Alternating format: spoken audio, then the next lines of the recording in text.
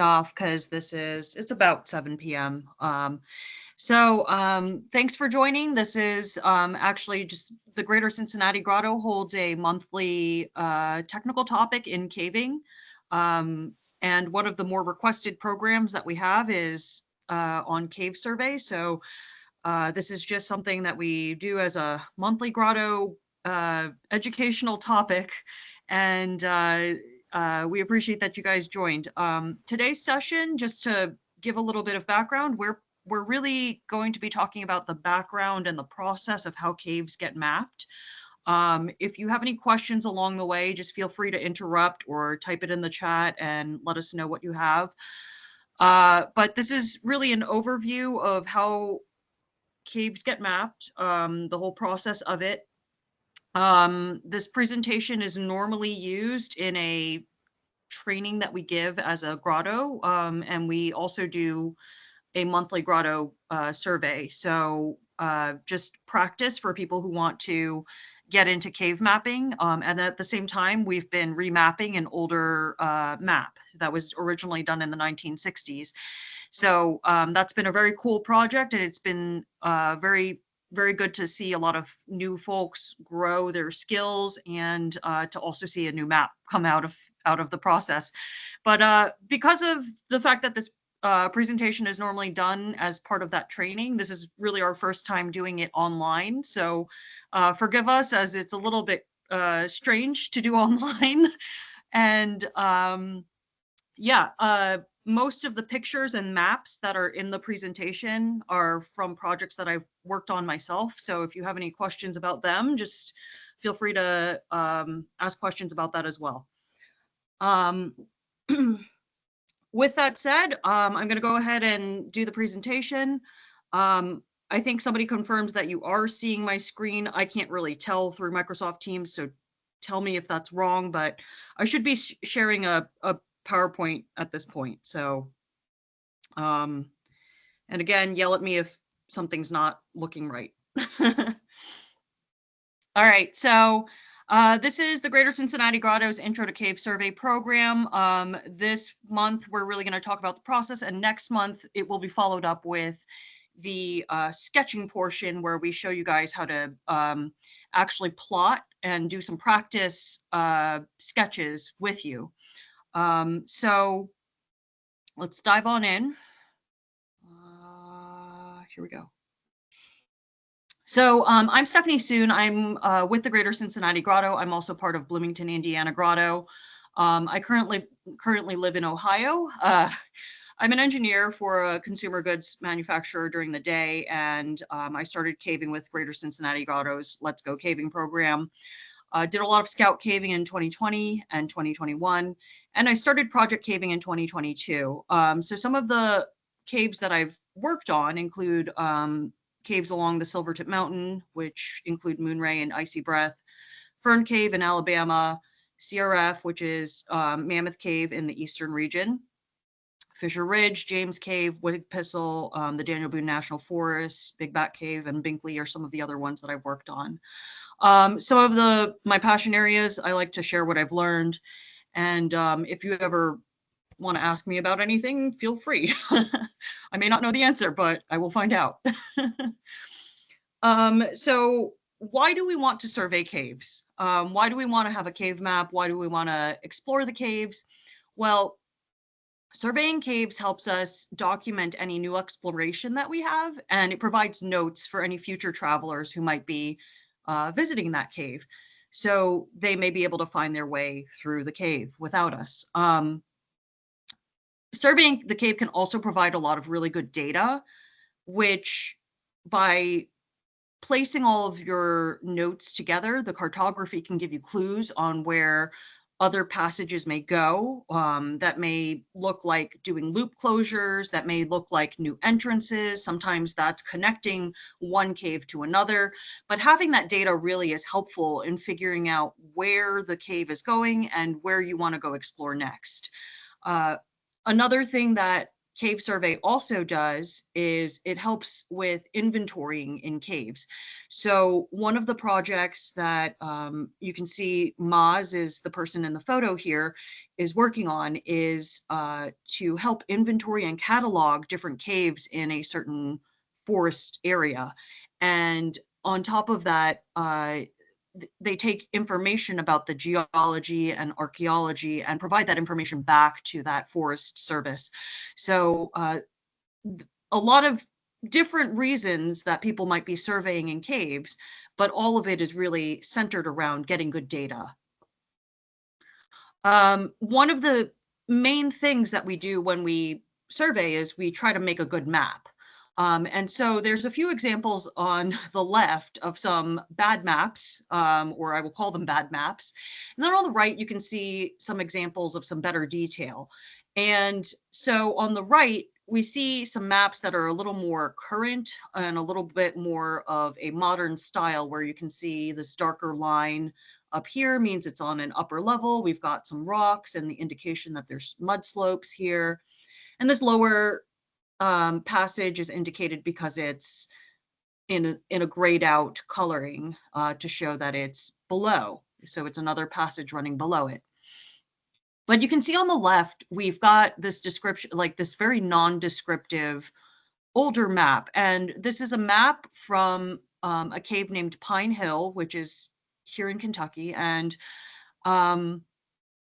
one of the very popular trips that people do for recreation is a through trip from Skylight to Hurricane. And so Skylight is a pit that you can drop. It's about 120 feet.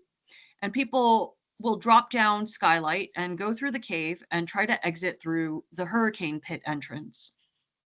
Now, the two are not very far away, but people notoriously somehow end up lost in the art room. And if we look at the map, if we were to drop down where Skylight is, it really just shows this tube. You come up this passage over here, and it looks very straightforward. Once you get up to this area, you would just make a hard right and then go up into Hurricane. Well, that's actually not how the cave operates. There's a few climb ups and climb downs over here, and then as you get up into this passage, it's pretty straight. But when you get to this junction right here, you actually don't take a right here. This doesn't actually exist. There's actually a level change that happens. And so you're actually supposed to go straight up here and then take your right. And it's supposed to go in a spiral all the way around here. And on that level change, then you can get up into Hurricane. And that's why everyone ends up making this right, thinking that it's this right here, and ends up stuck somewhere in the art room and don't really know why. So some of these older maps that are really just a tube don't really help you understand where you are in the cave, and really could use a little bit more description. And this one is a joke up here. You maybe feel like you're coming through the cave like this and getting very dirty on the way out, but it's maybe not descriptive of how to get through the cave.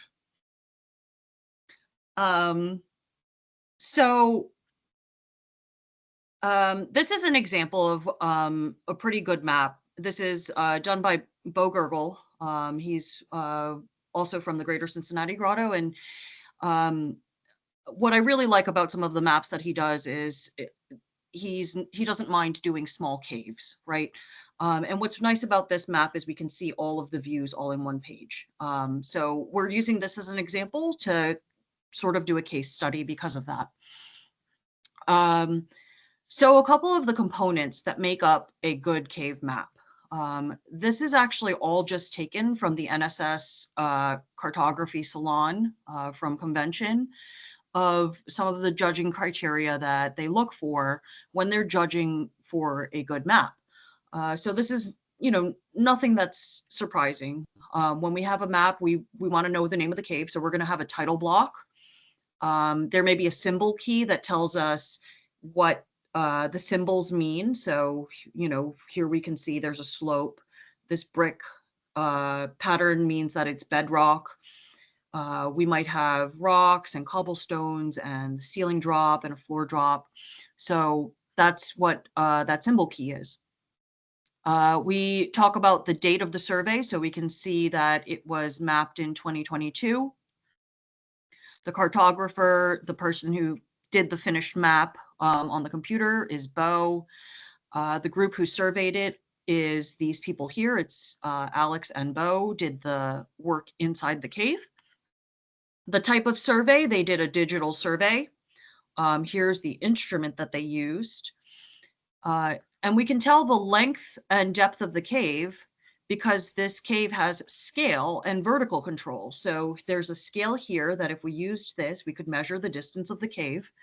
And there's vertical control through this scale next to the side here. The entrance is indicated, so we know how to enter the cave. So both on the plan and the profile view, and I'll talk about the views in a second. We see where the entrance is listed.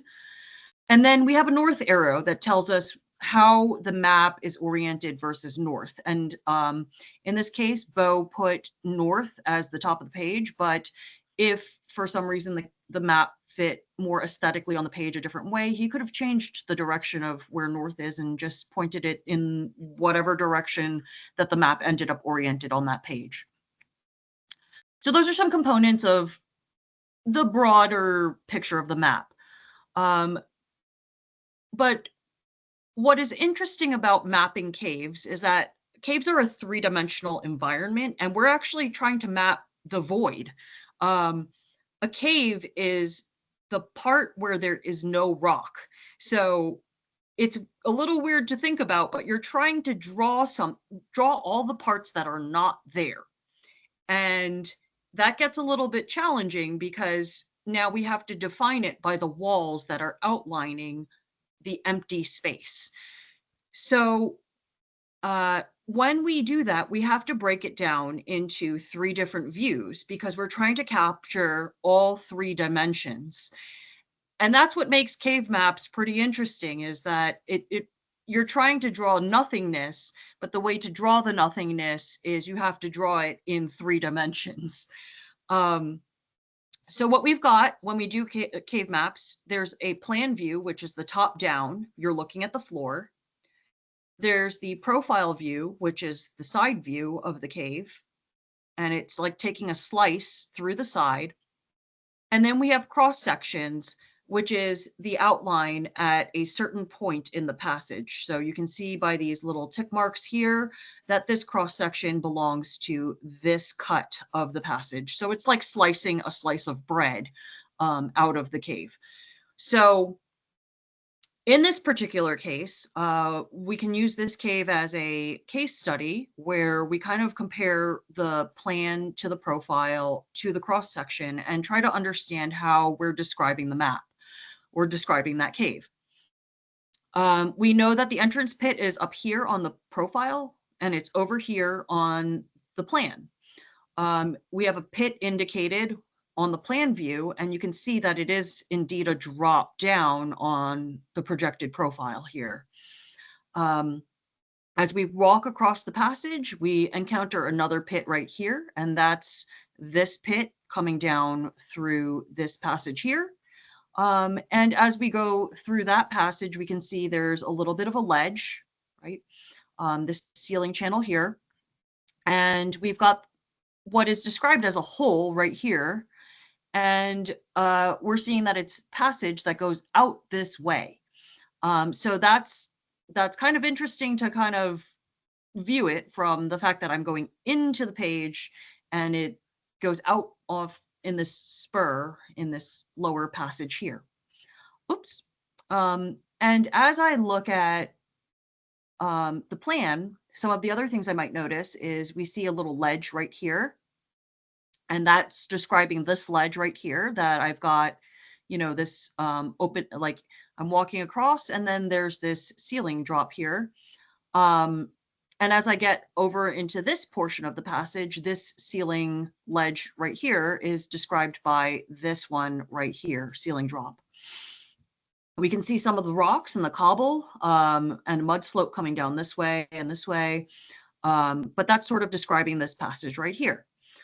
Um, as we look at the cross sections, we can also see sort of what the nature of the cave it looks like from sort of a window in that segment of the cave. So that's kind of how a cave map is read, is being able to compare the two. You kind of gives you an idea of, hey, that's what the three-dimensional void looks like.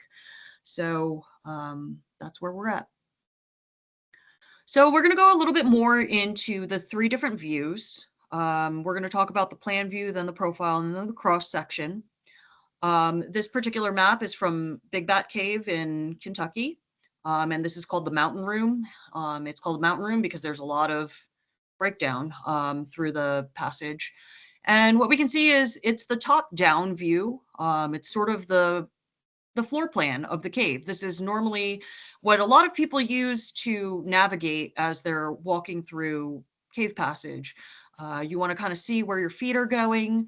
And what we can see here is, like, as I'm walking through all of this breakdown, I might be crawling through some of it. I get into some sand here. I go down this slope, maybe into some water, come back up a slope, and then we're, you know, crawling over rock for quite a while out here. And you can see that our cartographer here left us some nice cross sections to kind of give us a idea of what that looks like. Now there's also the profile view, and the profile view is very, very important when you have a very vertical cave. This uses the inclination, so the vertical angle measurement as you're doing the map. And we'll talk a little bit more of those things as we go further in to the presentation. But some older maps, especially like those that were done in the 1960s, don't necessarily have a profile view. They'll normally just show the plan view. But I will make the argument that I would like to see all cave maps have a profile. I think it's very descriptive. It is extremely important when we have caves that have strong vertical components, though. So on the far right-hand side, you can see a map of a cave that requires a lot of rope work. We're coming down, this is a total of 506 feet, according to this measurement here. But you're dropping down this first drop, you're going to go basically down, down, down through this cave. But if you look at the overall footprint of the cave, it's actually kind of a small footprint for the cave. It's just got a lot of vertical component. And so having a profile allows you to see that it goes down a lot. Now, my case for why I want a very horizontal cave to also have a vertical component is when I look at this particular profile here, we can see that this portion of the map is actually about a half-mile long, and it looks like Great Passage. You're winding through this portion of cave, but the profile is actually about only a foot tall. And so you're actually going to be crawling for about a half mile when you're doing this cave. And that's something I would also want to know. I don't want to know that as I'm just going through it. I want to know that ahead of time. So having that profile view on your cave map allows you to know that, even though it looks very, very boring on the map. So the final view, the third view in our 3D is the cross section, and it's a cut of the passage. This is very important to help kind of describe the passage and how it changes. And this map is from Fallen Timbers. And in this one little segment alone, you can see we've got, actually, there's a fifth one here that I cut off, but there's a lot of changes in how this passage looks. And you can see that we've included 4 cross sections throughout this, because as I'm going through the cave, maybe I have to duck under in this segment here, because while the overall ceiling height is probably 10 feet tall, I can't actually stand in there because it got very narrow. And so I need to actually start crawling in here. Bo actually has a whole half-hour segment on just this cross section alone, and how when we look at this map from a top-down view, we see that there's a ceiling ledge and a floor ledge. And that's shown by this railroad track symbol. And that's a little bit confusing. What it shows that we have bedrock on the walls here, and then a stream down the middle. And it's a little confusing as to what's going on when I just look at the plan alone. But this cross section right here clarifies that a lot. When we say there's a ceiling drop and a floor drop at the same time, you can see how I actually have a photo of that passage.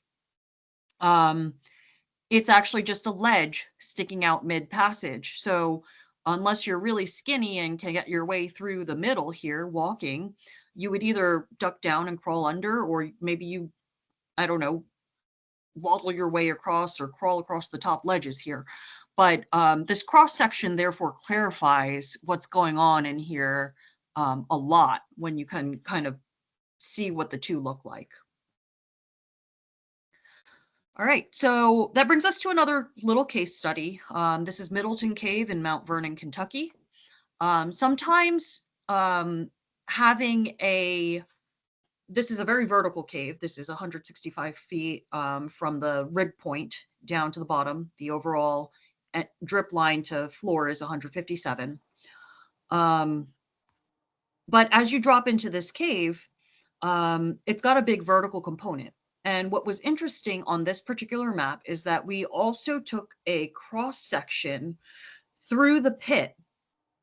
And this made it very descriptive for us to show what that particular pit looked like. And so you can see a picture of the pit in the bottom left corner. There's this ledge here, and you can see that that's exactly this little ledge here, with this bright sort of yellow colored ledge here. And then there's another one partway up, sort of where the person is hanging right now. And what's very clear about this is by turning this pit at a 90-degree angle, we can now describe this through having a cross section that actually there's a few pockets up there that have some rocks. And so we can only see that pocket a little bit from here. But when we turn it 90 degrees and get that cross section, we now have a very clear view of that pocket.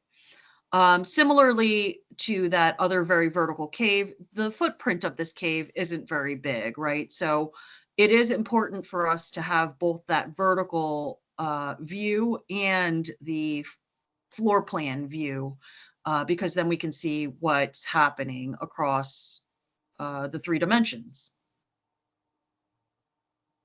All right, so we're going to talk about a little bit of the challenge of surveying caves and why we map caves the way that we do. So when we think about caving, there's no cell signal underground. We can't get satellite signal. So a lot of modern surface technology doesn't work for mapping underground. So if I think about it, we have great things like Google Street View, or we've got the satellite view of your street back home. And a lot of that modern surface technology doesn't work to make a cave map. And my joke is that, if Google wanted caves to be mapped, they'd probably all be done by now. So, don't take it too seriously. We're doing this for fun. The thing about caves is the environment is often cold, wet, and maybe even like abrasive. So the thing that we have to remember is, to be prepared for that. And a lot of the ways that we map caves have to be pretty manual because we don't really have technologies that can work in this sort of environment. And then, as I mentioned earlier, the cave is the void, and it's a 3D environment. So we're trying to draw the nothingness, and that's what leads to those 3 different views that we use in a cave map. So how do we end up mapping the cave? There's 2 major chunks that happen when making a cave map. One is data collection inside the cave, and then the second is as we do what we call cartography, the cartographic process, which is now mostly done digitally, to create the final map. And that's what you do on the computer to process all of the data that you collected in Cave. So for the chunk that's done in Cave, we're going to spend the majority of this presentation talking about that. And then at the very end, we'll talk a little bit about cartography. But as we collect data in Cave, really what we're going to do is we're going to be playing a big game of dot to dot. We're going to find a starting point, and that starting point might be the beginning of the cave. It may be the last survey station that a prior team had left, and now you're picking up on that survey. But you're going to find a point that you want to establish as your starting point. You're going to decide, okay, well, I can see to this other point here, and you're going to create a new station there, and you're going to take data from point to point. And that data will include distance, the angle, in terms of what we call azimuth, which is the northeast southwest direction. And you're also going to take the angle of how many degrees up or down that from one point to another you're measuring. We're going to plot the points using the angles that we took data for, and next month's session we'll actually do that and do a couple examples so that it's very familiar and very easy for everybody. But basically it's taking the angle, plotting the distance, and then we're going to sketch between those 2 points and take any notes that we need, and then we'll start at that point again and just keep going. So we're just going to go from dot to dot to dot down the cave and do it segment by segment, taking data and sketching. So when we talked about data, some of the components of that map and what makes a good map is that title block. Because we need that title block information, we will take a survey title page, and that survey title page will include the names of the cave, where the cave location is, the date of the survey, so we know when all the data was taken, names of the team members in case we have any questions to go ask them about it later, and then the survey devices and calibration data that were used. You can buy these fancy title pages that are pre-printed, but normally what I end up doing is I just take one of my graph pages and I just write over it.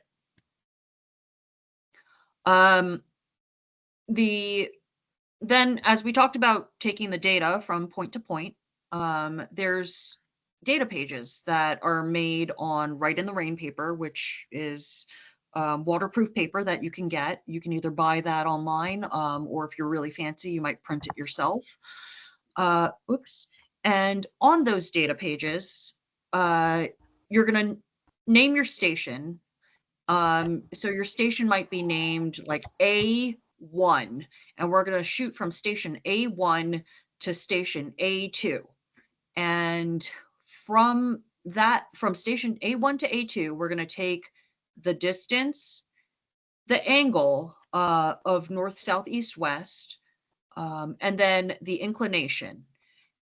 Now, the way to sort of think about the azimuth, which is the north, south, east, west, is if I look at a compass, and I'm going to show on my little video here my cave compass. When we think about north, north is 0, which 180 degrees from that on a circle is the exact opposite. So if north is 0, south is exactly 180. Which also means that east is 90 and west is 270. So that's sort of the way to think about it. Is it's a full circle. A full circle is 360 degrees all the way around. And we're just going to do north, east, south, west. And the instruments that we use to go measure our azimuth, which is the north, south, east, west, is basically measuring within that circle what the degrees north, northeast, southwest is. And as we get into sketch for next month, we'll go a lot more into detail on that. Inclination is the up-down angle. And so from point to point, how far was the angle, up or down? And within the inclination, if I think about it, if I'm eye level with it, it's 0 degrees. If it's, I mean, if it's, you know, exactly not changing any up or down, it's 0 degrees. But if it goes all the way up to the ceiling, that's 90 degrees. And if it goes all the way down to the floor, that's minus 90 degrees. So basically the inclination goes on basically on what plane are we operating on. So if it's on the same plane, it's 0. If it's all the way up to the ceiling, it goes all the way up to 90. And if it's going all the way down to the ground, it's minus 90. So anywhere within that range. We take front sight data, which is shooting forward, and we also take back sight data, which is just a verification of the data that we took going forward. The back sight basically shoots back from this imaginary A2 back to that A1.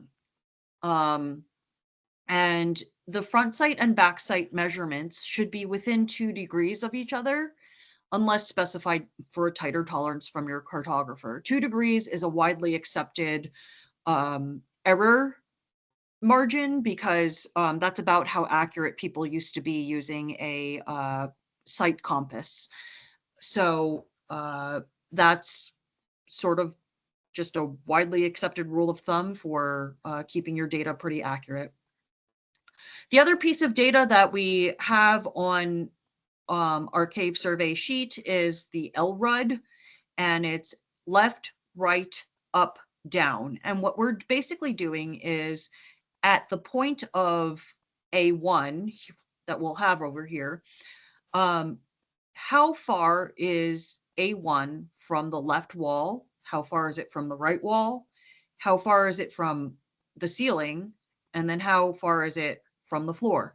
And these are just simple distance measurements. We're not taking any angles on these because it's just going to help us build the walls as we do the sketch. And this will make a little more sense as we get into sketch as well.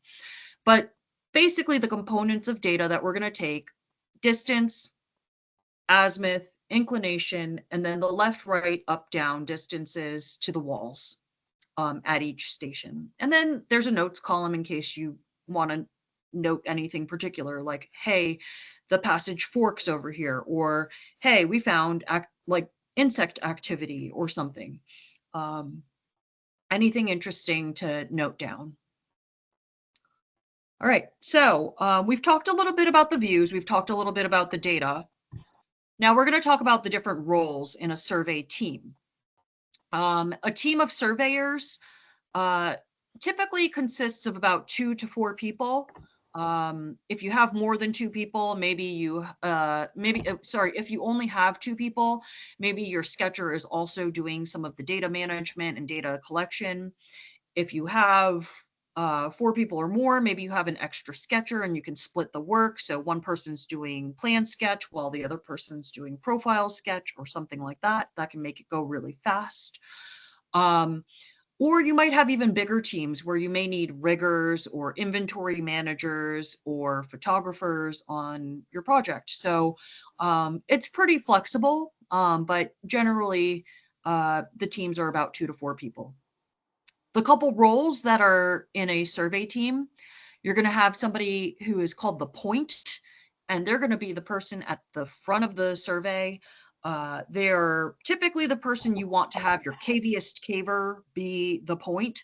And they're going to be the ones setting the dots for your game of dot to dot.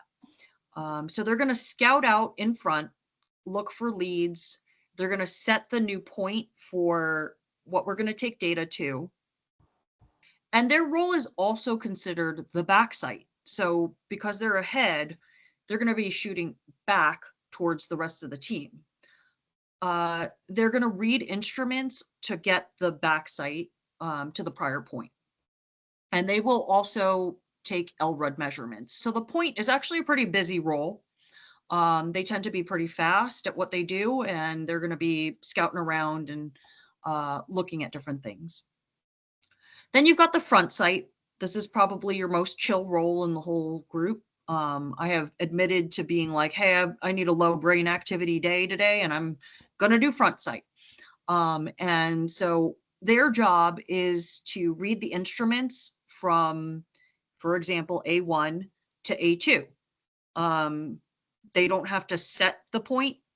All they have to do is talk to the person who is the point and say, hey, where's your point? And then they take the data from the point that they're at right now to the point that the point person is at. Then the final role that we'll talk about is the sketcher. So the sketcher is the person who is recording the data using those sheets that we talked about earlier. And they'll create a scaled line plot, and then they'll add details by sketching in that map. So now we're going to talk about each individual role a little bit more detail. So the point/backsite person, most active job, probably one of the more skilled jobs actually that's required. But for some reason, when you go on your first survey, most cavers are just like, yeah, you just be the point. And it's a little bit odd because, sketching gets to be the thing that ends up being like, oh yeah, there's a little bit of like technical stuff to it where you actually have to plot things and draw. So we often take new cavers and tell them to be the point for some reason, but I actually think that the point is a very skilled job. And a good point is actually good at scouting ahead to figure out whether or not the point that they're setting will actually shoot forward. So, amongst the jobs that the point does, they're going to scout the route, identify any leads. They're going to flag the trail if there's any delicate areas and just tell you, hey, don't step on this thing, right? They're going to locate and mark a next station. They might hold a tape or, put a target on the station and say, here's the station. They're going to label the station. So when we talked about A1 or A2 earlier, they're going to put that letter and number on there. And then they're going to take that backsite measurement, and they're also going to take the left, right, up, down from that point. And then once they've taken all their data, they're going to just move forward and start identifying their next point. A couple of tips about marking stations. The station must be easy to target with your instruments and also easy to shoot from to your next station as well. So in theory, if I'm going A1 to A2 to A3, whenever I set A2, I want to also plan ahead and think, okay, there's no ledge or rock or something in the way that I can't shoot forward to an A3, a theoretical A3. What I don't want to do is corner myself and basically set a great A2 that can't move forward throughout the passage. We don't want to compromise any of the accuracy of the shots. So basically, if the tail of your instrument needs to be seated on the point, what you want to make sure of is that you can seat the tail of the instrument there. If there's rocks or ledges or other things kind of blocking it, maybe that point isn't so good then because you're tilting the angle or something like that of your instrument as you're taking the data. That could lead to inaccuracies. We want to label the point. So again, if we called it A1 or A2, we want to know what that is. If you just leave a little dot and don't label it, we will never be able to pick up the survey later on, and then you're lost. So we want to put the letter and number there. And then we, as much as possible, try not to ping pong down the passage, because if you ping pong down it, short shots take as much work for the sketcher to plot as a long shot. Now, the caveat to that is we also don't want, or the flip side to that is we don't want to take too long of a shot either. So if I took like a 200-foot long shot, say we found some borehole passage and I take a 200-foot long shot, we start to lose accuracy as well, because now we're multiplying all of that distance by that angle as well. And so if the angle was off by just a little bit, that angle starts to exacerbate as we have longer shots. I make a little side comment here that 30-foot shots are my personal ideal. If you can deliver me 3 30-foot shots, that kind of optimizes my page of paper, and that's what makes me happy. Now, different people have different preferences, but that's mine. um, we want to also stay conservation focused. There's nothing so important about our survey that we might need to damage the cave. So if you create a point and we're shooting forward and, you know, some formation is in the way or some rocks are in the way, we don't really want to be knocking down formations and stuff just because it got in the way of our survey. So that's just something to think about. Some of the tools we use for marking the point, nail polish used to be a pretty popular option in the 90s. It dries slowly and smells bad though. But I will also say that I have been able to recover some old nail polish stations from the 90s and pick up an old survey because of that reason. So, you know, not a bad option. Comes in lots of colors and easy to see. And then one of the more popular things that we use today, like more modern surveys, is quick dry whiteout. Whiteout is bright, easy to see in cave, and it's not very permanent at all. I would actually even say that over time, as it dries out, it may flake off, it may wash off in wet passage. So it's actually less invasive to the cave. It's easy to spot. It's a pretty good option. I've seen chalk and lumber crayon used. I'm not a fan of either of those personally. Also, lumber crayon kind of comes in all the colors that the cave is, so I can never see it. And then carbide was very popular when carbide lamps were people's main light source. So you can see kind of this picture here of a carbide marked station. Very easy to recover these and continued surveys as well because of that. And flagging tape is often a good option, especially if I'm leaving off a survey and the passage still goes and maybe somebody's going to pick it up later on. This is bright and easy to find, and it leaves something that somebody can pick up on that survey again next time that isn't going to get washed away. So especially because I'm using whiteout these days, leaving a piece of flagging tape may be a good option so that somebody else can pick up the survey after me. I like to mark the end of the survey with that flagging tape for that reason.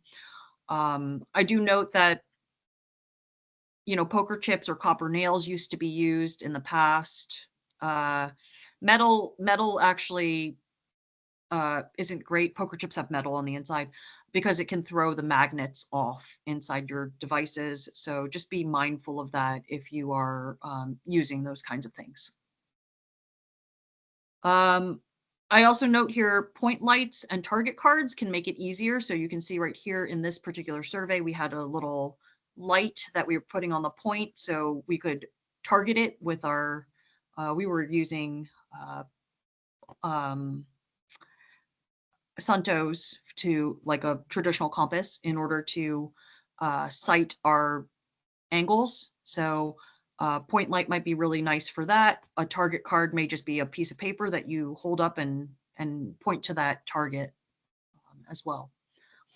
All right, so we're going to talk about the next role, which is the instrument or front sight person. It's often the most straightforward job.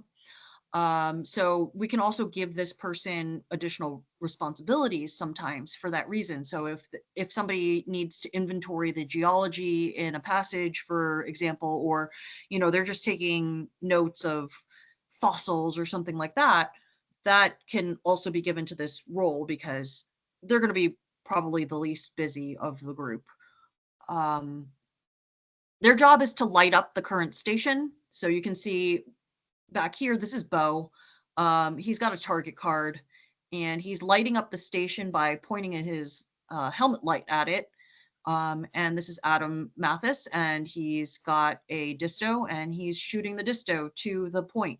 So this is how we're taking that data. This is a digital survey in this case because we're using a digital instrument to shoot from point to point. But the instrument front sight person might be lighting up a point so that the shot can be taken. They're going to communicate back and forth with the point person so that they can determine if the new station will work. Maybe even shoot a couple dummy shots and be like, hey, yeah, I can hit that. If it's digital, like what we've got here, we're just going to take that shot. If it's analog, we might actually have to pull, a fiberglass tape measure out that way. And then we might sight our compass and Clino to get that angle. And then after they've taken their data, they will light up everything for the back sight. So Bo would basically be taking his device and shooting information back to this point right here. Couple of instruments and tools. So we've got, analog survey, which is using that fiberglass tape. We've got Suntos. There's also Bruntons and other brand names of that, but it's just a traditional magnetic compass and an inclinometer. So basically we're just reading through the dials in these sights in order to measure those angles that we needed, the azimuth and the inclination. When we think about using analog survey, sometimes your helmet or your head or something gets in the way of actually lining up with the point itself. So think about this in the planes that the compass and the Clino are going to operate in. So for a compass, you can float it over the point because it doesn't care if it's up or down. It really just cares north, south, east, west sort of directions. And so you can float over or under a point.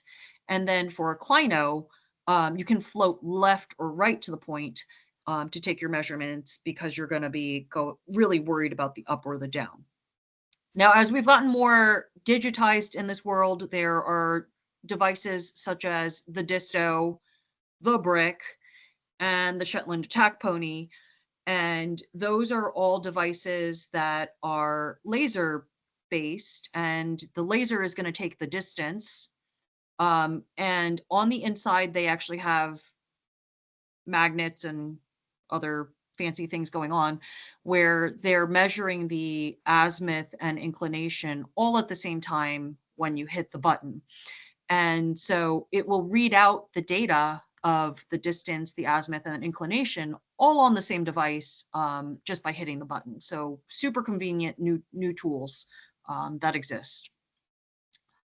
An additional tool that might help a sketcher is like a little tiny rangefinder, just a little laser that, and I've got one here, I think. I'm showing it in my video right now. I've got a little tiny laser that helps me take left, right, up, down, and maybe if I need to do splay shots or something.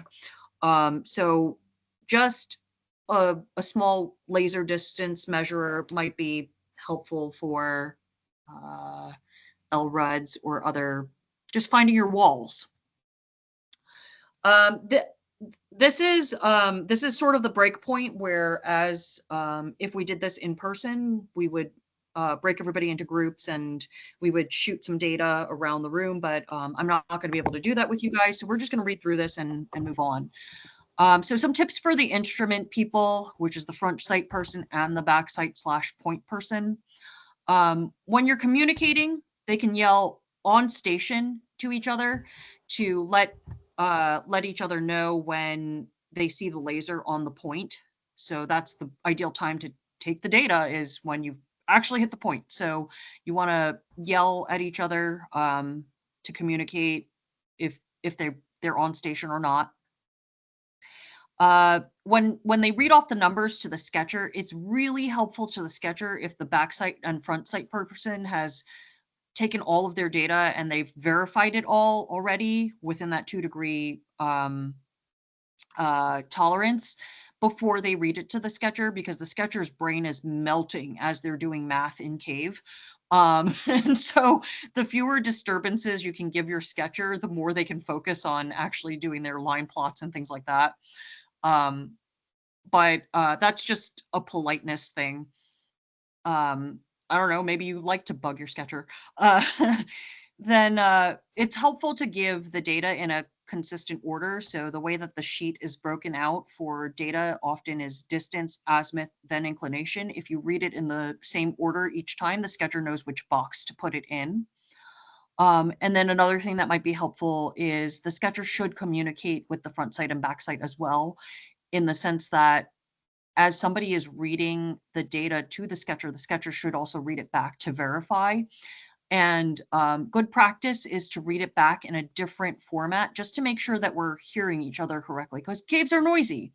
So for example, 39.2, maybe I read it as 39.2, and then the sketcher might read it back to me as 39.2.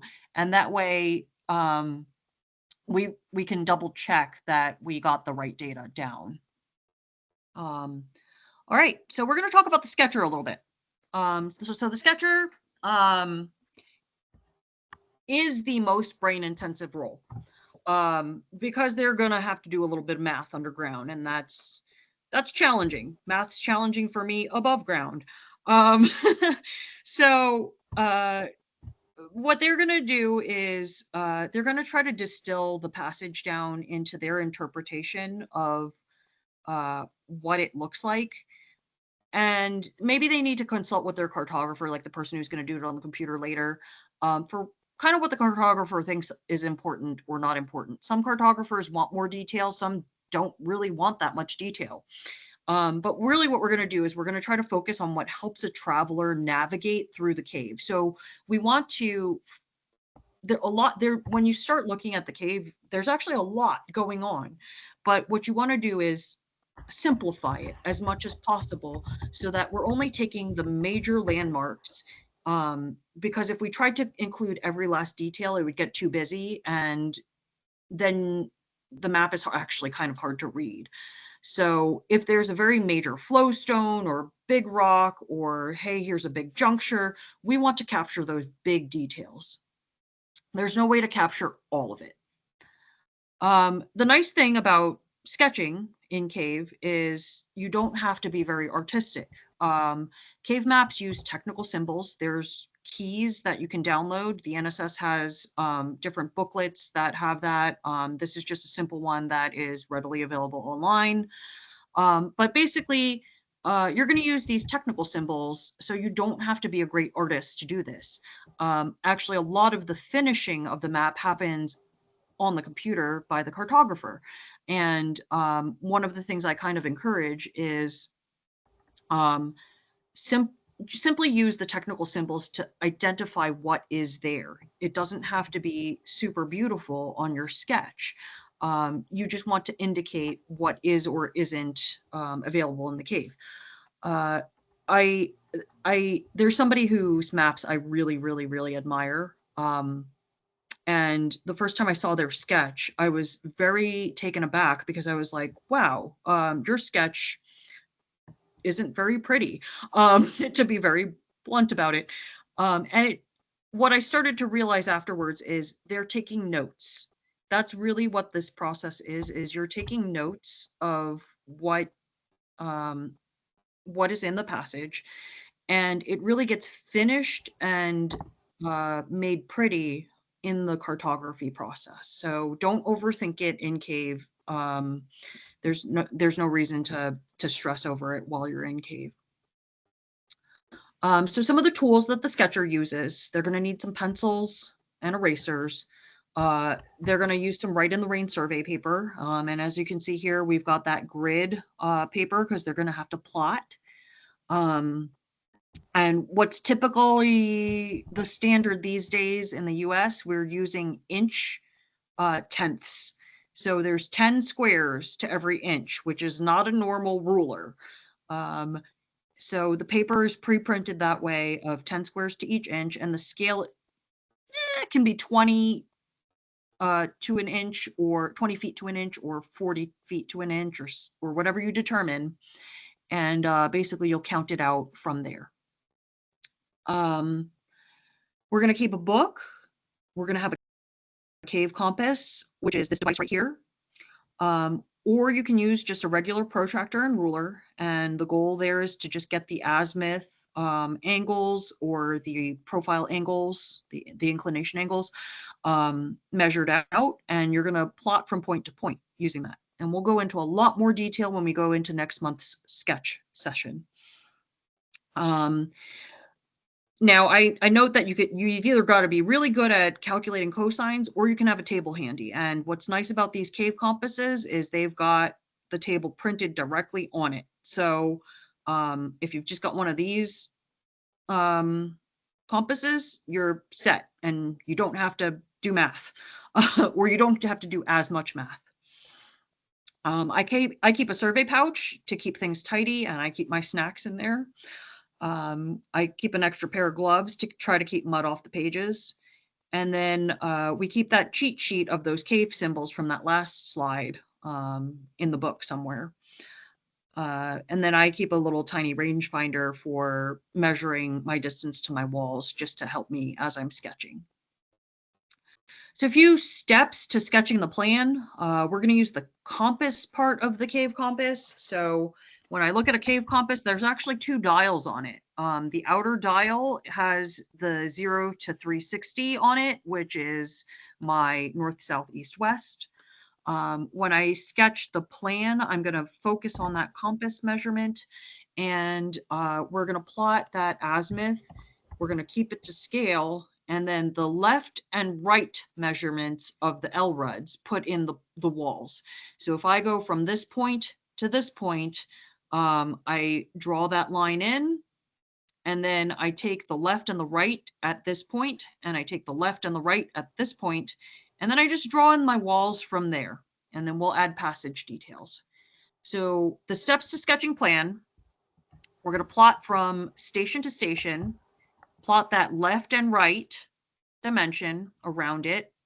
We're going to doodle in the cave walls, add any side passages, so it looks like we had a channel coming off of this side, any major ledge features, so that here we've got some ceiling drops and things like that.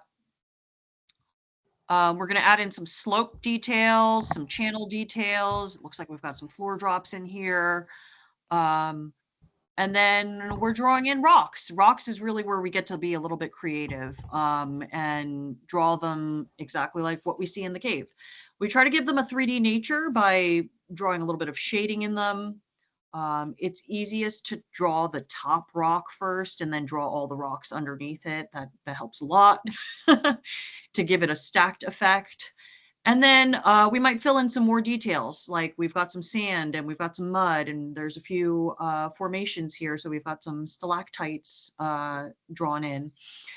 And then we'll complete the section, and then we'll just move on. So we'll take the next set of data, plot it again, and keep going. Same thing is done for profile. But the profile, we're going to use the inner dial of the cave compass. So you'll see that there's this minus 90 to 90 plus 90 dial in there. And we're actually just going to line this line up to it there on that cave compass. And we're going to plot that inclination. So that's the how much up or how much down did we go from point to point. And we're going to use the up and down of the LRUD to create the ceiling and the floor. And so we're just going to plot it from point to point, give that up, give that down, and we're just drawing the ceiling and the floor as we're going along. Now, the profile is, when you're doing it in cave, we're trying to minimize how much math we do in cave. So we're going to just do it as what we call a running or extended profile. And then later, it's the cartographer's job to flatten it if they want to do what they call a projected profile. So this is that same example earlier,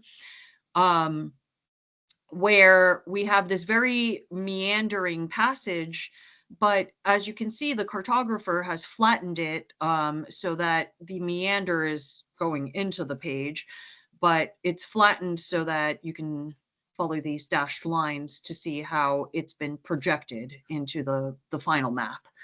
Do less math in Cave, just draw it how you see it, and the cartographer will fix it later on. When we draw the cross section is the easiest of these to draw because there's no angles involved. All you're going to do is you're going to find your point. So here's where my point was. And I'm going to plot the left, plot the right, plot the up, plot the down, and then doodle in what I see in the cave. And I like this little void here. This is the exit from Fallen Timbers Cave. It drops out over a cliff. And you can very clearly see what we're looking for in the cross section here because of how it's lit up. But basically the cross section is just a slice through that passage, and really simple. You're just gonna find that point, plot left, plot right, plot up, plot down, and then draw the outline of what you see. All right, so that kind of concludes really the survey portion. I'm going to talk a little bit more about a few other notes or other bits of information that might be helpful inside Cave. I like to do rigging diagrams, and I think it's a good practice that we need to get a little bit more into as we make cave maps. Because oftentimes a team might go in and they've rigged some really cool stuff, and that's the best way to get into the cave and get down some pits or something like that. But if we don't keep notes of that, the next team has to go reinvent that again. And so what I like to do is, as I'm mapping a cave, I will also note some of the guidelines that might help a future explorer know how to continue travel. So in a very vertical cave like this one, this is a cave in the United Kingdom called Lost Johns, and you can see there's a lot of different places where you need to either use a traverse line or go up or go down. And this diagram shows where all of the anchors are in their cave and where all the ropes are. And they've even shown they've got a deviation carabiner right here and right here. But what this does is it tells me the depth of each pit. So right here, this 60 shows me that this is a 60-foot pit. If there's any rebelays or deviations, this one looks like it might have a rebelay here. There's a deviation here. Any technical rope work, I would want to know that. That's super helpful for me to know and be prepared for. So as you draw a rigging diagram, what's helpful to know is length of the rope needed to rig it, the number and types of hangers, if I need to bring hangers for myself, if you're for some reason rigged with spits or something like that, any connectors that might be needed. So if there's malleons or carabiners that I should be bringing for myself. If I have a natural anchor, maybe you have to rig around a horn or something like that. Let me know if I need any slings or cordage, or, you know, if I need to bring some webbing. That's all super helpful to note down. And as you're drawing your map, it's super easy to just draw in the rope. And then you have notes for, you know, what the next group needs to do next time. So a couple of examples of rigging notes. I actually will draw a chart on one of my survey pages to make sure that I have that noted out. So this is an example of a chart where maybe, you know, you could even put your station numbers in it if you wanted. But, you know, the section is the first entrance pit, and it's a depth of 70 feet. I need 100 feet of rope, 2 hangers, 2 carabiners, and I'm going to rig above the tree, and I need the hangers because there's a rebelay on the inside. Easy, cool. Now the next person who comes here knows that's what they got to bring. So those are all very helpful things. Draw it in the map, create a chart, let the next person know what they need. I'm going to talk a little bit about new software that's available. So I mentioned, you know, we do very manual cave mapping because, you know, your Google car is not going to drive underground. but we some of the new software that's out there, there's a program called TopoDroid, which you can use on a tablet. And it's a sketching tool where it connects directly to some of those digital survey devices. Say like you have a disto or you've got a brick, you can connect it into your tablet to be able to use the data directly. So you'll shoot the data and it'll download straight into your tablet, and then you just draw around the data line plot. So it's pre-plotting it for you. Now, I have never been able to make my sketch really pretty doing this, and going back and labeling all my stations and taking the data, like managing the data in the app is a little cumbersome for me personally. Um, but it is maybe a way in the future to get that all done. LiDAR is another technology that is coming up. There are ways to scan the entire passage, which is kind of cool because then that mimics what maybe the Google Street View car is doing. And so what I put a link here for is there's a cave, Big Bat, in Kentucky where a LiDAR project started where they have a fly through in the cave where you can kind of explore it through that YouTube video. Now, the limitation is that if I'm traveling through the cave, I'm probably not going to watch this video to try to travel and find my way through the cave, but it is a very cool view and another way to explore a cave. And then the other technology that I have down here is Survey123, which is an app that helps us inventory things like geology and things like that. And I've heard people who actually work in like civil engineering talk about Survey123, like they actually use it for real. I'm using it as a casual user here, but it's a great way for us to inventory what we find in the cave in terms of geology and archaeology and other things as well. So with all of this data that we've now just taken in cave, I do always want to point out it is super, super important because this has happened before. Remember to take all of the data that you've got and scan it. If it's still paper, right? And what we don't want to do is like lose it. And after your trip, you want to make sure that we have a single point of contact, a responsible party who's going to eventually do the cartography, and all those pages go to them, and or all of those scans go to them so that it can all get digitized. So that's sort of an important note, is that it doesn't just get sketched and then go into the void. Remember that it's got to go into cartography. So now we're going to talk about cartography. This is the part where we go home, we get on the computer, and we take all the notes that we had, and we're going to digitize it into the final map. And so with this process, the notes, all that time that we spent in cave finally come together to make the final map. And some of these quality factors here, this is again taken directly from the Carto Judging Salon for the NSS Carto Salon. Things that matter in your finished map is the design and layout. How does it all fit together? What's the drafting quality? Is it clear? Is it legible? Is the detail navigable? Are there profiles and cross sections so that there is the three-dimensional aspect to the cave? It's not just that floor plan only. Is your lettering quality consistent? And then what is the overall visual impact of the cave? So we'll talk about the cartography process. The first thing we're going to do with it is we're going to take all of the data from the data sheets and we're actually going to enter it into a cartography software. Some of that software is readily available. Compass and Walls can just be downloaded for free. Walls is no longer supported. From what I understand, the person who programmed it has passed, and so it's not a supported software, but it still works.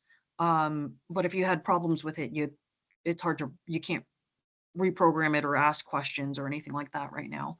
Compass is still supported. And then there's a new program out there called Therion, and I have not dabbled in that because it requires a little bit of programming knowledge, and that is something I lack. What I'm going to share here is on the left-hand side, you see actually a plot from Big Bat Cave, and this is the WALS data entry to it. So all of the data that was entered on our data sheets from InCave, we just enter it into the program and it will plot the points for us. On the right-hand side, you can see an example of Therion, which is that used in coupling with the TopoDroid software, where we had taken this sketch that was done in Cave using TopoDroid on a tablet, and the Therion program with some, again, my lack of computer knowledge, some programming language knowledge, you can tell the TopoDroid to finish your map for you, basically, and this is what the finished map looks like in Therion. Now, from a stylistic standpoint, this is pretty plain, and from the standpoint of how do I finish my map to make it prettier, you might still want to do some tweaks to that from that Cartosalon judging sort of criteria. Now, after that line plot is created, so if we go back to that last slide, we created that line plot here through, in this case, WALS, where we entered all the data and it plopped it into an accurate line plot for us. We've got that line plot now, and what we're going to do is we're going to take our sketches, and you can see these scanned pages here, and we're going to line up those stations with the stations as it was accurately plotted by the computer. And at this point, once it's lined up, we can start the transfer into the finished map. And that's often done through tracing the sketch and using swatches in Adobe Illustrator or your favorite software, artistic software. So we'll use swatches for certain things like mud or something like that, because, you know, we want it to be consistent throughout the map. And so if we indicate that there's mud there, maybe we just use the swatch to say, hey, there's mud. But for rocks and things like that, we might manually trace those on a layer inside Adobe Illustrator. And we can add color and floor detail, like that previous map had blue for water. That's kind of nice. And we'll finish the map with title blocks, map keys, compass, credits, etc. So that's how the map gets finished. To make the cartography more manageable, some of the larger cave systems, for example, Mammoth Cave, which you see in the bottom right-hand corner here, is ginormous. They will break the cave down into what they call map sheets or quadrants. And what this does is it allows multiple cartographers to kind of own a segment of that cave and work on smaller segments. And what's really cool about this example with Mammoth Cave is they actually, those cartographers are very, very familiar then with their map sheets, and they might look at something and be like, oh, hey, there's a lead here. And they know that's maybe an objective that they want to send a team down and stuff like that. So it helps them get more familiar with a segment of that cave. What's up here in this upper right-hand corner of the slide, that's a photo from the data collection that exists at Mammoth Cave. So all of those files and all of that paper that happens in Cave, they still store, and they have copies of the originals, which is kind of cool. Anyway, I copied a quote from the book, The Longest Cave. You know when you're on a mountain peak, and you know when you have climbed a mountain, but in a cave, you can never be certain that it does not go on. And so that's kind of why we do the cave maps. Now, I do want to talk about the power of cartography. I see sometimes when people do their survey and they've got all of the data and their sketches, but they don't ever finish it on the computer. And it's sometimes because, it's hard, it's work, it's sitting in front of the computer and when you could be caving. Um, but there is a lot of power to actually finishing the cartography. On the far right-hand side, the bottom cave down here is um, uh, Big Bat Cave, and the upper cave up here is Chris's Cave. And when you lay out the two maps, you can see how close these two caves are, right? It just takes a little bit more pushing down this MR passage and maybe up this AE passage, and they are probably pretty close to connecting these two caves. And so the nice thing about always finishing your cartography is that when you lay it out, you might be able to find um, that connection because you've gotten the data and you know where to go look. Um, it gives you the idea of maybe what is possible because this is Fry's Pit right here, and we ended a survey back here. Well, these two are pretty close, and it's probably, oh, well, it says we're only 15 feet away from each other. So that's probably another entrance, right, to the cave. This is another example of that as well. I think this is Carmen's Cave here, and this is the end of a segment of Big Bat Cave as well. And we were able to connect the two caves because we knew that this was just so close. So this PS2 yellow survey from this dot here to this dot here, that's all it took to connect another entrance into this cave. So having the data from this one and having the data from this one, very, very simple task to go connect it. This is another example from Mammoth Cave, actually just over New Year's. I found a new 30-foot pit, and I didn't have the rope or anything to go down the pit, but I set up my survey so that I was it's all set up where the next person can just drop the pit at this point on the survey. But the red line is what I surveyed, and the blue line here is what the cartographer came back with and said, hey, you might have found a bypass because you said you went down, like your pit is 30 feet, and I think it's going to connect to this other dome that's 16 foot up or 10 foot, whatever, into the Roaring River survey, which is this blue line here. That's cool because basically they've had the data enough that they know that a couple levels down in the cave, we just found a bypass to what might, to another area of the cave. So that's neat. When you take your data back and you've got it all plotted out, you can start to tell where you are and where to go next. All right, so enough about cartography. Just a few considerations. We're real close to the end of this now. The pace of survey and some of your gear considerations. Survey trips are slow, if we're really honest. So oftentimes when you're caving, you're going to move pretty fast. But once you get to your survey objective, you're going to slow down and you're going to be sort of limited by how quickly the team can plot and draw the map passage. And then you're often, running back out of the cave to meet your call out time at the end. So some of the considerations, you might want to dress appropriately for your travel and bring layers to stay warm during your survey. You might want to consider how wet your passage may be. So you want to protect your instruments and your pages. Your sketcher is typically the one who ends up setting the pace of the survey. And sketchers fatigue is real. Like check in on your sketcher because their brain may be melting at some point or another with doing line plots and things like that. Listen to the sketcher. If they're starting to get like angry, you might want to just feed them.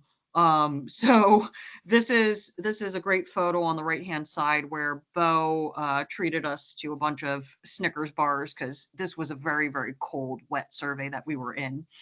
But always, it's a nice thing for the sketcher to also bring a treat for the rest of the team because sometimes the team gets gets antsy. So just take care of your teammates. That's take care of yourself and take care of your teammates when you're surveying.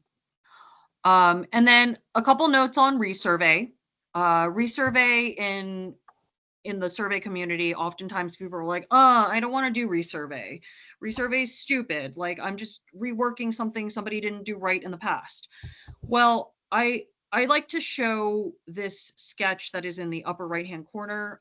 This is actually in the historic section of Fisher Ridge, and it is a room that most people just sort of bypass. It's less than 15 minutes into the cave, and nobody's done the resurvey in it until 2023. The interesting thing about this room is there are 6 leads coming off of this room. But because everybody just blasts through this room and goes to further portions of the cave, nobody surveyed those other 6 leads that are right there, 15 minutes from the entrance. And part of it was because this room was not sketched in enough detail that you could tie anything in. By resurveying this room, though, we can now tie in those other leads, and we can now go explore those 6 other leads that are coming off of this room. So resurvey has a point sometimes. The other thing that I like to note is that bottom picture. We didn't sit up in that passage probably for like 6 to 8 hours. We were just in a really crappy lead. This is what they call a next gen lead, when all of the nice, big, wide open passage is surveyed within a cave. And then the cartographer sends you down, well, maybe this goes. And it does go. It's just miserable. Resurvey is kind of nice sometimes when you get to survey the nice, big walking passage. Just saying, from a comfort level. A few thoughts that help me with resurvey. It's still new to me. I've never been here before. So it doesn't matter that somebody did it before. I'm still exploring it. And it gives us better data accuracy. And sometimes it is that nicer passage. And then another taboo within the, I guess, surveying community of cavers, scooping. So scooping is defined as going forth into new passage and looking around without mapping it. And it's very controversial amongst cave surveyors because it's considered a little irresponsible. Oftentimes the team who has to come and survey it afterwards, they just feel like, man, well, the question of what's around the next corner is already answered. So now I'm just mopping up this work here. But what I will also say is, there is something to be said for scooping ahead a little bit, because it is helpful to also know what tools might be needed for the next trip. So if you found something really cool and you're like, hey, there's a 30-foot pit here, I probably need to get rigging stuff ready for the next time we come. And that's helpful for me to know that I have a 30-foot pit to go deal with. So scooping isn't necessarily right or wrong. You just want to be a good team member and see what the rest of the team is up for. So don't leave surprises. You may need to know that information of what's ahead. So, and a couple of survey, what is survey not, what survey is not, right? We want to be helpful, useful team members to a project, but just because you can survey does not entitle you to everything. So don't feel entitled. That's just general life advice, I think. And then it's not a way to get famous by getting your name on every map. You want to do quality work for any project that you're working on.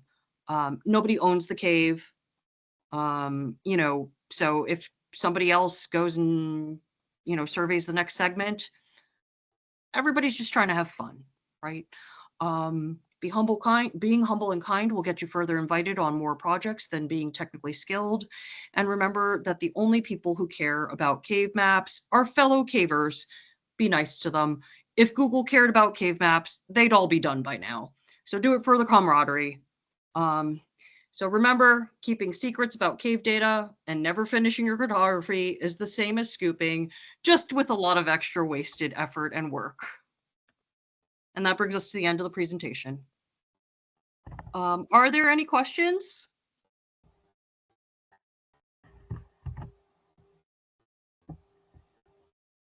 Not a question, but if they're when the time's right, and this is Bo, make sure to explain maybe a little bit about what the next session is and how people might need to prepare some materials. All right. I will jump into that then. So we just went through a ton of information about like what is survey, right?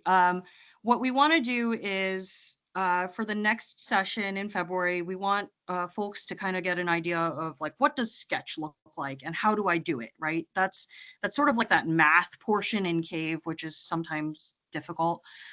So what we're going to do is we will have, if you go to the event on Facebook, under the description, it actually has a bunch of links for different tools that you can buy. So we've talked about the Cave Compass a couple times.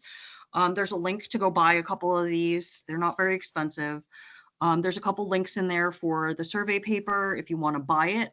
But there's also links for you to print it yourself. So if you buy it, it'll come in Write in the Rain, which is waterproof. If you print it yourself, it's perfectly fine for just practicing at home. No big deal, right? So if you just want to get that ready, it's helpful to have this, one of these Cave Compasses, and some pencils and some paper ready. The expectation is next time in February, I believe Bo is going to be leading it for us, which thank you, Bo. He'll have a couple of data sets that he'll do live with you guys and actually plot out the data showing you how to use the Cave Compass and use the azimuth and the inclination to actually plot out your plan and profile. And then I also have left a link in that same description thing for the Cave Symbols sheet. So you can print one of those out for yourself, and Bo will give you kind of some directions on like, now imagine there's a pit here and imagine there's a rock here, and he'll show you how to draw some of that as well. Is that kind of what you were looking for, Bo? Yeah. And please, if you guys gather some of those materials and that are in the description, and if there's any questions or anything we need to add, we'll add it. But if you guys gather the materials like a cave compass, a piece of graph paper, ideally sketch paper, and a pencil, follow along with it just to kind of get that muscle memory. But ultimately, also, Stephanie, leading it, this is all going to be done as well in April, in person. Oh yeah. So for those of you guys who are like in the Midwest, April 12th, we've scheduled at the Great Saltpeter Cave Preserve to run the whole program over again. And we'll do some hands-on with the instruments, and then we're actually going to go to a cave afterwards and spend a couple hours in there actually doing it live. And you guys will be making the new map for Millipede. So that's super fun, super cool. Hope to see you guys there. It'll be super good. So yeah, so really cool if you want to do the online session, but if you're in the Midwest and can make it out to Kentucky, or hey, we last time had somebody drive up from North Carolina, come hang out with us April 12th. We've got an event on the Greater Cincinnati Grottos page as well. All right. Hey Stephanie, can you link the GCG's main main YouTube videos link in the chats? Also, Chelsea, I think there's some on their main YouTube that she's about to link.